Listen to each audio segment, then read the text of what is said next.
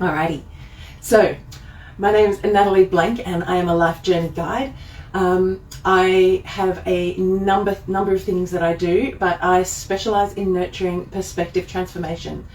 I guide individuals to shift their outlook, question assumptions, and embrace and install empowering beliefs that lead to positive and lasting change. This is my passion. I want to help people to live a happier and more fulfilled life, to believe in themselves, to trust themselves, and to have a deep understanding of who they are and ways that they can live a better life. I do this through a process that I call conscious thought evolution, where we look at patterns of thought, and then we find those troublesome beliefs and then we interrogate them through the conscious thought evolution process, and then we liberate them from our minds. So if you are interested in knowing more, if you have any questions, please make sure you comment. I'm happy to answer any questions you might have. I'm also happy to answer any questions you might have about Miss Lammy here. Miss Lammy is a foster bunny. We are fostering her at the moment, looking after her for a rabbit rescue in our local area, and she is such a sweet girl. What do I mean when I'm talking about patterns of thought? So there are different ways that we create thoughts. So during our childhoods, there were things that would have happened to us and we would have had thoughts about that, and sometimes we might have been told what thoughts to have, or even given ourselves a really good talking to, whether it was our fault or not. And those thoughts, as we think them on repeat, unless you have somebody in your life as a child who asks you about your thoughts and then questions you about your thoughts and gives you other ways of thinking, those thoughts become beliefs. And those beliefs impact who we are and how we are as adults. Now, this is all something that just happens. It happens to all of us. Sometimes we are lucky to have somebody who will give us some guidance about how we're thinking and what we're thinking. And so when we have that, that's a very fortunate thing, because it allows us to start thinking in different ways and find healthy thought patterns. If you didn't have that as a child, that's okay. You can change your thoughts. You can change your beliefs. There are processes for this, and there's lots of different ways of doing it. My process, the conscious thought evolution, is very thorough in finding the different ways that we might need to question a thought in order to be able to then release it. So if you are having any problems with beliefs that you're not sure where they came from or why you have them in your mind, and you might have even tried to remove them before or deal with them before, but they keep coming back, just make sure that you like and follow me, because you'll probably find that there are lots of tips in the videos that I make.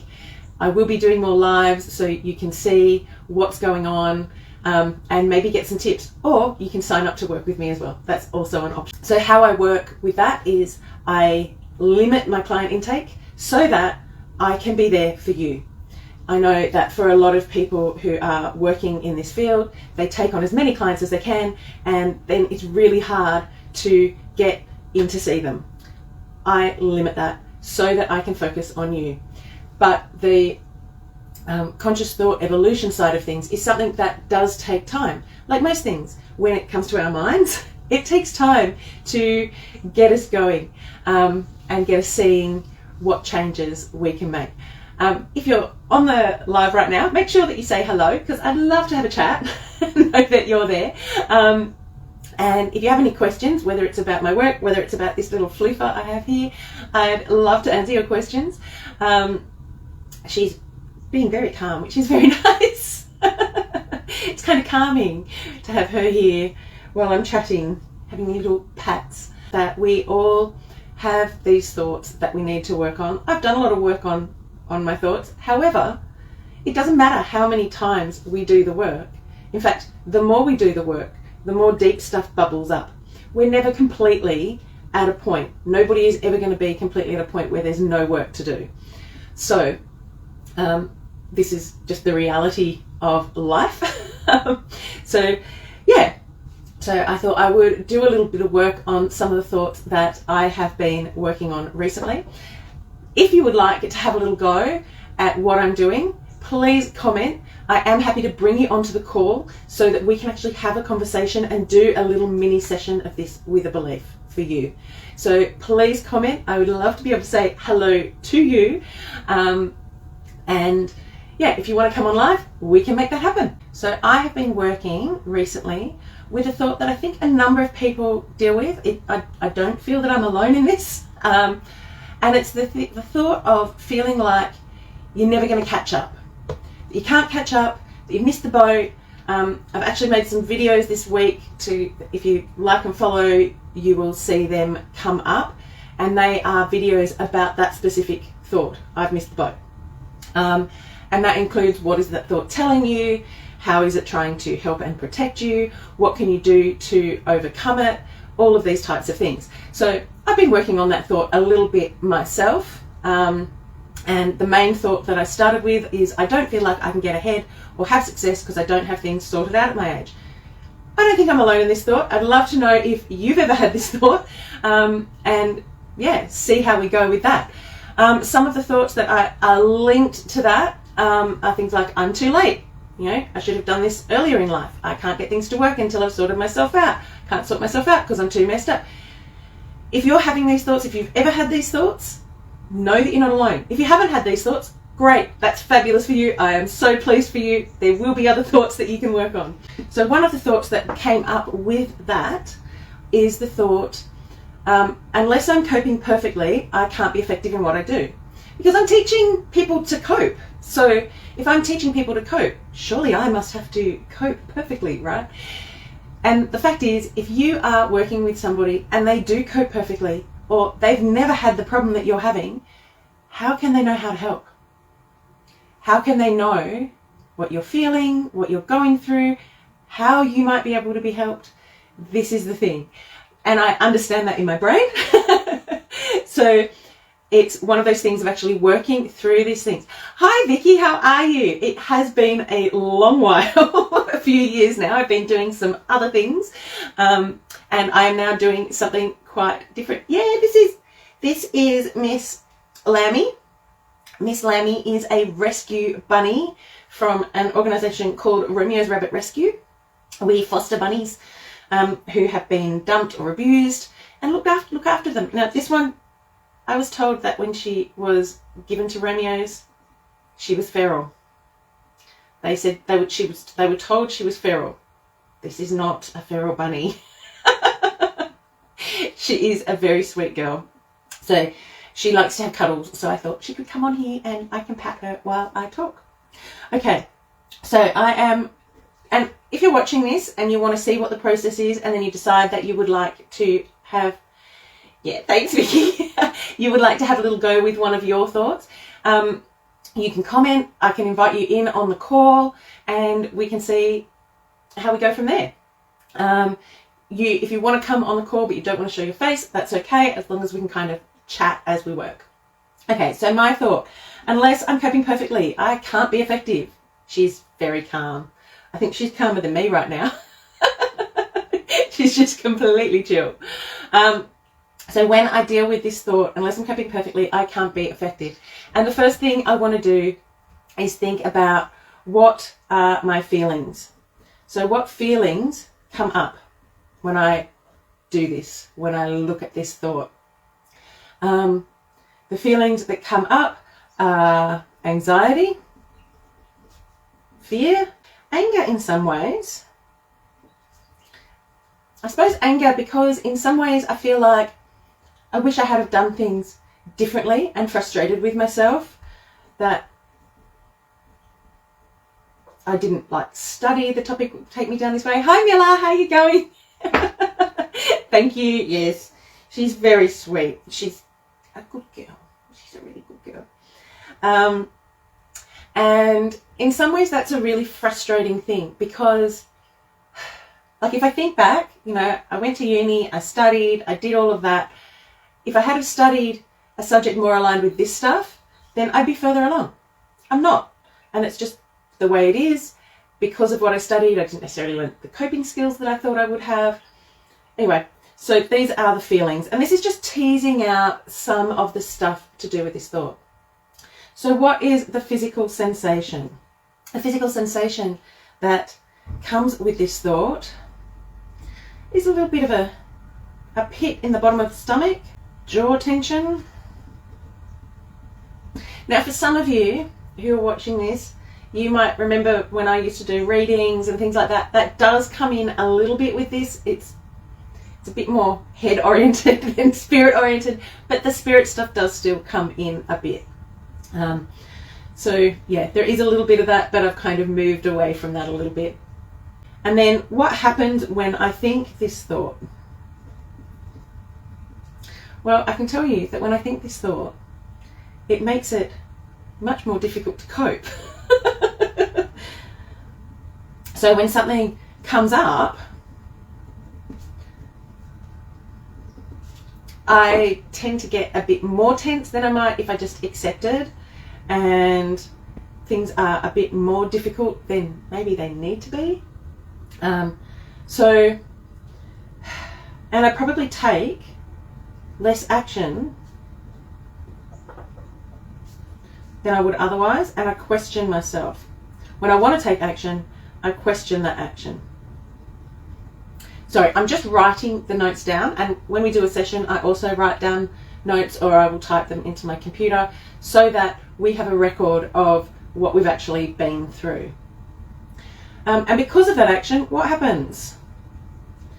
What happens is I don't take, because I'm questioning my actions, I don't take action, or I'm unhappy with my action, I go into a stress response. And the reason I'm doing this is to give people who are watching a bit of an idea of what I do, how I do it, and kind of a little bit of the impact of that. Okay, so that's a little bit of what actually happens and what the pattern is. What is my automatic pattern as I am working, as these things happen? So if something difficult happens, what do I do? How do I deal with it? And if that thought comes up, I should be dealing with this better, I should be coping perfectly, or I can't do this thing I want to do, it makes it it makes it so that it's very difficult to then take action. Okay, and so then I need to look at what are the actual questions, what are the next things I'm going to do. So I look at what type of thought it is. Is it's personal and in the negative. It is pervasive and also in the negative, meaning it takes up a lot of, it's thinking about a lot of what I'm doing. It takes up this tiny little thing. If I might not be coping so well with this little situation, means that I can't do anything. So it's very pervasive.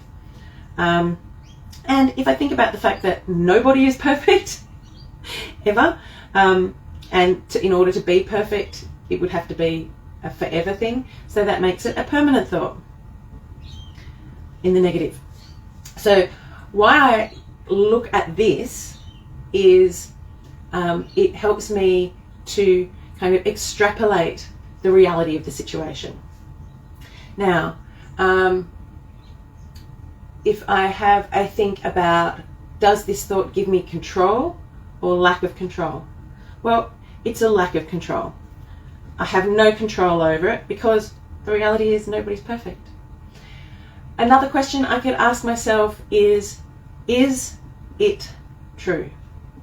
Now, during our sessions together, if we're working together, these are the questions that I will ask you, these and many questions, not all of the questions, but a lot of these questions will get asked to help you really get clear about your thinking. So, is it true? Unless I'm coping perfectly, I can't be effective. Now, here's the thing. There are other people who are doing all sorts of work all around the world. Are they all coping perfectly? No, they're not. Somebody might be being fantastic in a job, but in their personal life not be doing so well. And that's okay. We're all in different places.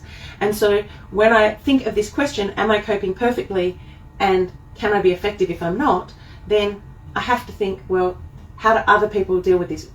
Nobody copes perfectly. Most people are very effective. So it is not true. It is a question that that's a thought I can know is not a true thought. Knowing it's not truth allows me to release it a bit. Each of these questions allows us to understand the thought, understand where it came from, understand what place it holds in our brains and our minds, and that helps us understand enough, more and more, so that we can then release that thought. I do have a specific process for releasing thoughts that are damaging and difficult, which I will show you in a little bit. We've looked at the thought, we've realized it's not true, and if you would like to do a little bit of process of this now and you don't have time to wait, hi Susie, how are you? Let me know. We can either do it now or we could do it in a future live, or if you wanted to have an intro session with me, you can go to my website, which is just myname.com.au, and book an intro session there.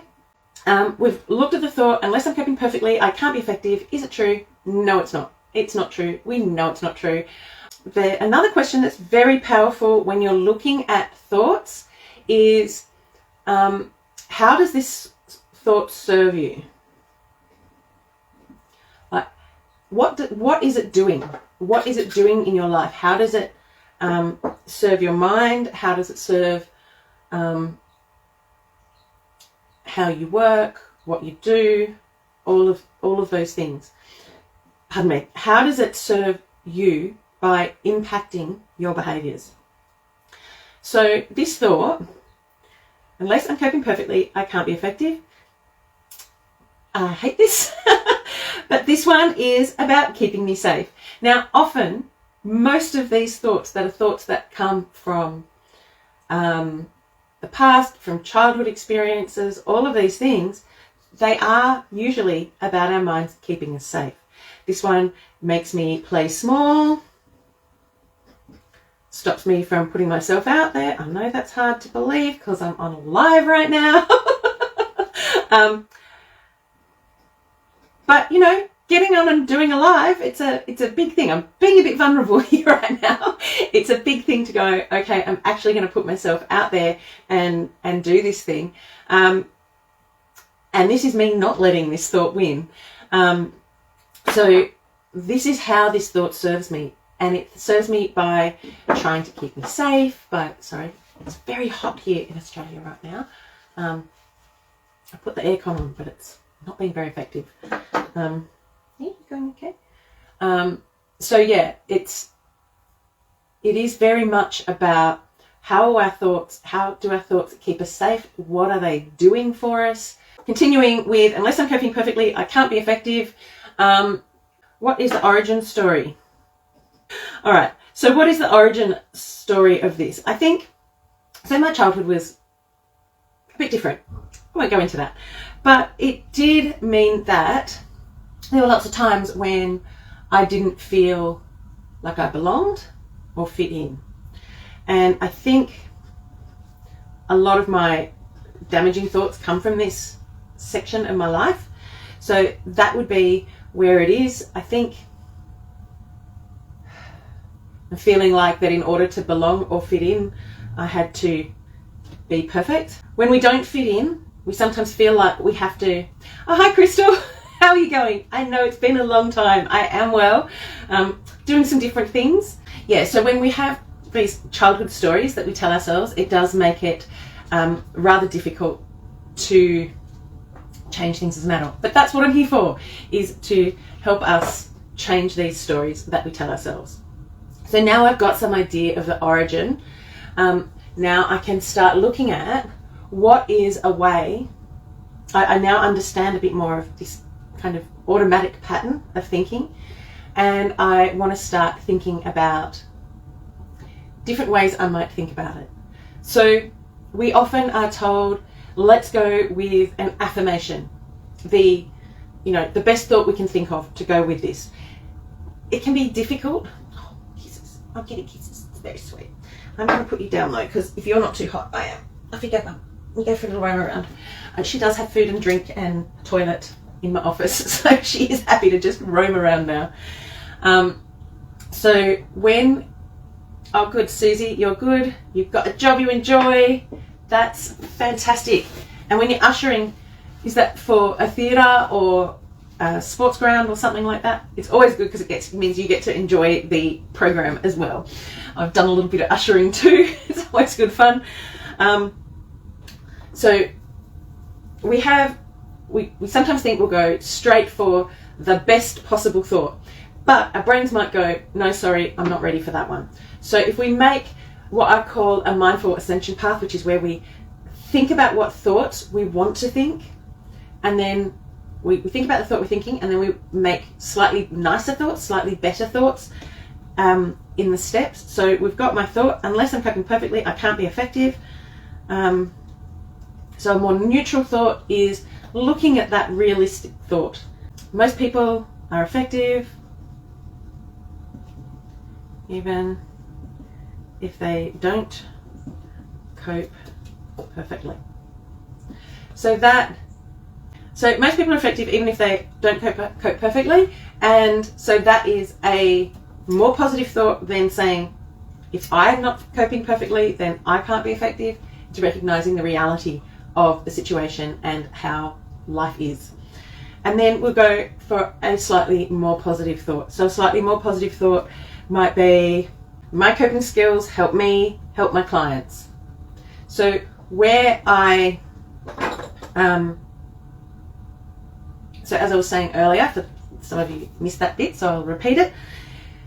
As somebody who helps people find better ways in their life, if you have somebody who's helping you who's never had challenges, who's never questioned whether what they're thinking is the right way to go about it or what they're doing is the right way to do things, how can they be most effective at helping you? The most effective people to help are the people who've been through it, who have been challenged, who have had to question things, who have doubted themselves. If you're wanting to get over doubt, for instance, if you're trying to get help from somebody who's never had doubt, they just won't understand what that feels like. I don't think that's possible. I don't think anybody has no doubt, but that's just an example. So this is one of the reasons why I'm being quite vulnerable here and putting this out here, is that the recognition that even though I'm not perfect, that actually means that I can probably help more people because I'm coming from a place of non-judgment because I've also been through it. If you haven't been through something, you're much more likely to judge people when they have. If we want to get help from somebody, it's sometimes best to go to somebody who's been through it or who is going through it. It just kind of helps us understand more of what's going on. So now we've got our mindful ascension path. We've got, I'm only doing 2 for this one. I usually try and do anything up to 5. It depends on where those thoughts are. So we've looked at the unconscious response cycle, automated pattern. We've looked at some neutral and positive thoughts. This next bit is the magic.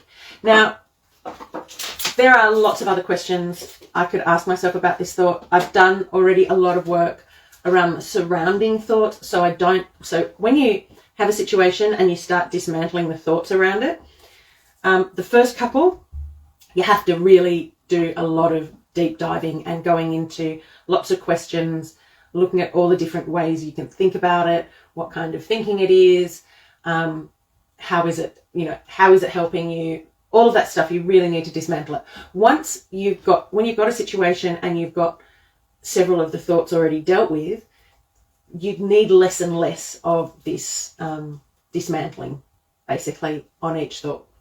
Just because as you dismantle one thought, other thoughts start to dismantle around it. And so, and also because we're live and I don't want to be here all morning, I want to just bring it back a bit. So this is where the magic is. So this is where it gets a bit more woo-woo. So this is a pendulum. Some of you may remember I did use a pendulum a few times when I was doing reading lives. And it's basically a way to get a yes, no answer on things. And so I was doing this work a little while ago, and I was asking myself, okay, it would be really good if there were a way to just let these thoughts go, let these beliefs go, release them, be liberated from them, and then be able to bring in the thoughts that I want and actually kind of install them into my brain. And I had a little bit of a moment, and this is what came out of it. Use a pendulum, and I created what I call the belief liberation process. And so basically what the pendulum does is it allows me to connect with the inner part of me, because I can't consciously make this thing swing, but I can subconsciously make it swing. So if I say, what is yes? And you can see it starts swinging, and then I say, what is no? And the swing changes. So you might know about pendulums and how they work. That's all good. It'll just help you understand a bit more. The little noises are Miss Lammy roaming around, having an adventure in my office. Yes, she is. Okay, so when I have a think about this thought, unless I'm coping perfectly, I can't be effective. Am I ready to release this unhealthy, unhelpful belief and thought now? And the pendulum is saying, yes, it is. And so now I can. And if I think, what, on a scale of 1 to 10, how does this make me feel, this thought? If 1 is it has no impact and 10 is it has a huge impact, I think it's probably at an 8. Yeah, there's part of me that goes, I just want to turn this off right now because it's scary. So I am making myself do it, however. So now, then the next question is, because we have thoughts given to us by parents, have thoughts given to us through ancestral roots, some might even say past life, we need to know, did this thought originate with me? So if we say yes and no, okay, did this thought originate with me? And that is a no. So, is this ancestral? Yes, it is. Is there any link to past life? That one is a no. So there's an ancestral aspect to it.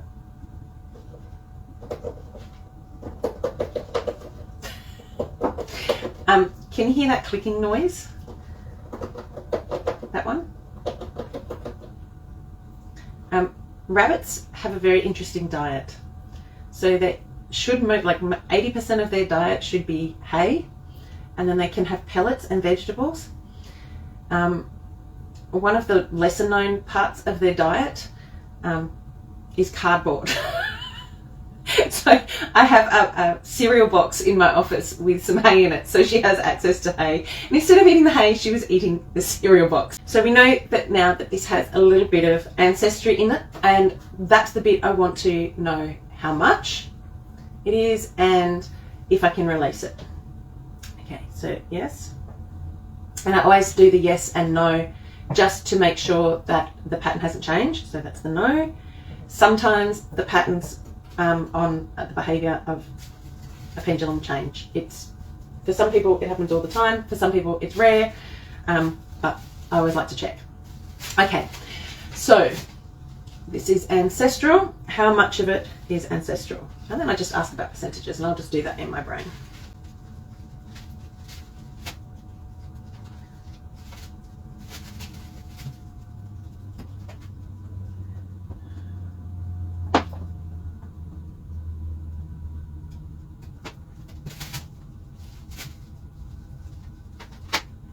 Okay, so with this one, there's like a 79% of it is an ancestral thing, which I've then taken on as well. The percentages can be really interesting. So sometimes you'll have a percentage that's quite small that is ancestral, but it's had a huge impact. Sometimes it's quite big and it's still had an impact. So now I take this and I release that thought. Okay.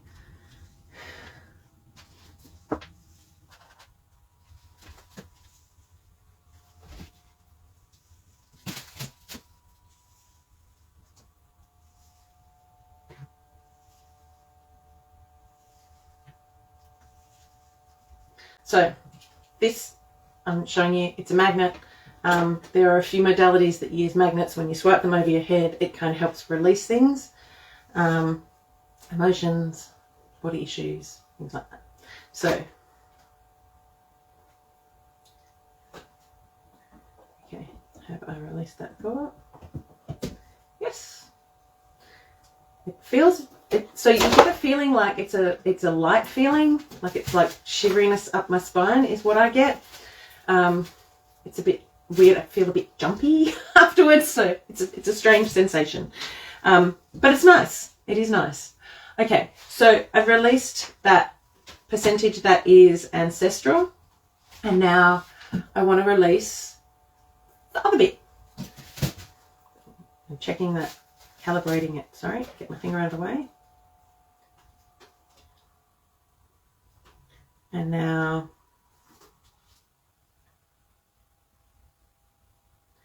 okay, so I can release that. And it's telling me I don't need to know anything else. Now, hi Nadine, how are you? I'm good. How are you? So it actually doesn't matter. And in actual fact, it's anything with a magnetic field. Your hand has a magnetic field. So you can use your hand, and that's fine. That works as well. You can release it using that. Or if you want to feel like you've got something, you can, this is literally just a thing I got from Officeworks that is a, it's like a brooch, a magnet brooch.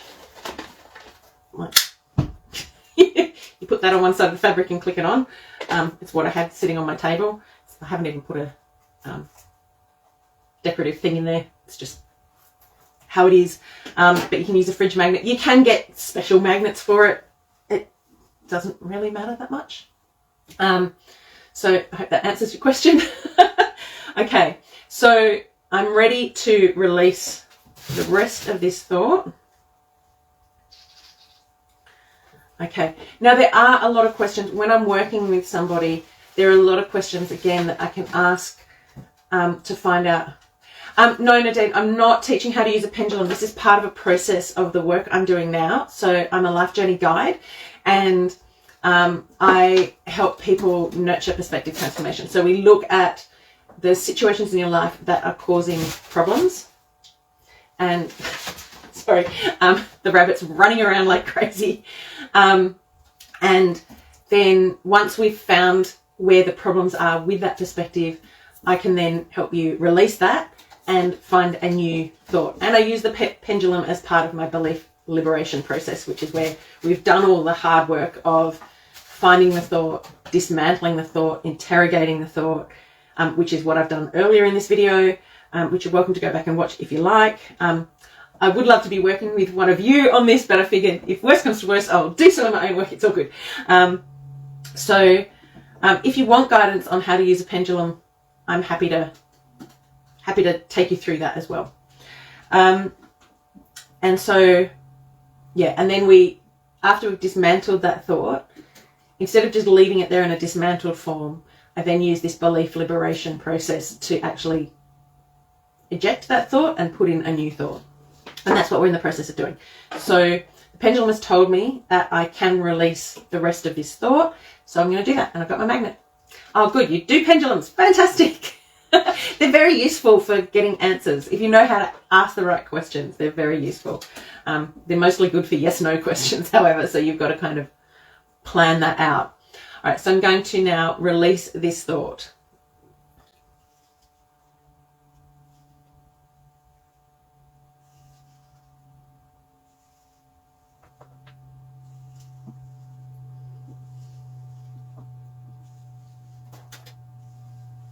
Oh, one last one. Okay. Ooh, it always feels a bit shivery after. Just doing the calibration. Have I released this thought? Excellent. So that is now released. Please don't mind me if I start yawning and stuff. That often happens after a release with magnets. I don't know why, but it does. It's part of the release.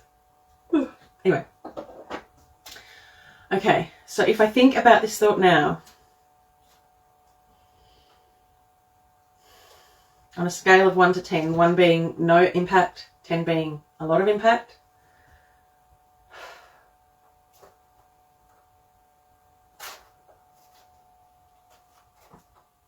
let's say I don't believe it anymore.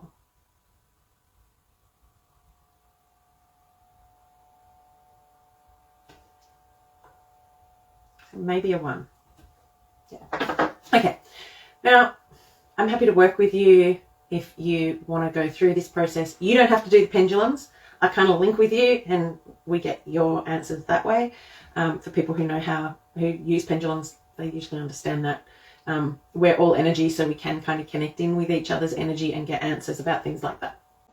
Thought, unless I'm coping perfectly, I can't be effective, is released. Okay. Now, I don't believe in just releasing stuff because then that leaves a gaping hole. And so I like to install something new. So I came up with some more positive thoughts through my mindful ascension path of coming up with more positive thoughts that I could replace it with. And this is why we do that when we're doing the work. So my replacement thought, most people are effective even if they don't cope perfectly. Is that the right one? No, it's not. My coping skills help me help my clients, which is the more positive thought that I came up with. But like I said, I usually try to come up with 5 or so, because then I ask, what can I replace it with? And if my brain's not ready to take the more positive one, then this gives me an option that is more positive or more neutral, but isn't going to make my brain reject it. So my coping skills help me help my clients. This is the one we're going to install. Yay! Love being able to go with the most positive thought available. Okay, so we're going to install this thought now.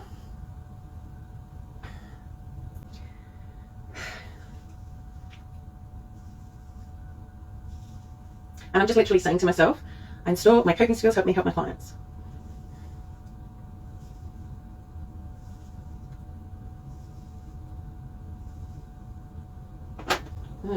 Shivery again. If you've ever kind of done a process like this, you'd understand what I mean.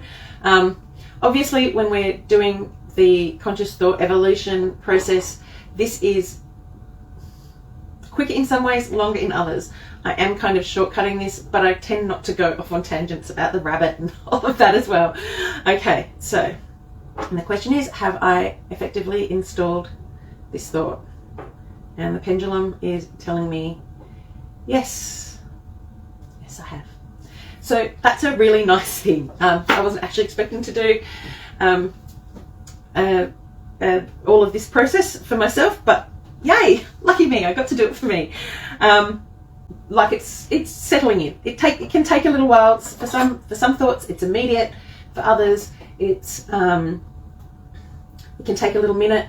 The thing I have noticed with this process, especially this belief liberation bit, is that once I release a thought and install a new thought, when I try and think about the old thought, the new thought just comes up. And that's what we want. If we don't do the belief liberation process, then the best thing we can do is repeat that new thought. Repeat. You've got to remember that in order for that thought to become a belief, and if you're thinking it a lot, it is a belief. If you're thinking it a lot, you might have thought it thousands of times. And to overcome that, you have to think the new thought thousands of times. And so you have to become very aware of when those thoughts are coming into your head and then start to let them release. Okay? So if you would like to know more, you can go to my website. I do have lots of blog posts on there with different things about the different bits I work with, the different styles of work I do, the different tools I have. This is the main one that I use. However, it's informed by all the tools that I talk about in the blog posts. And I have managed to help myself with all sorts of things. I used to have terrible anxiety. I used to have depression. It's not that I don't get sad sometimes. It's just that I wouldn't call myself depressed anymore.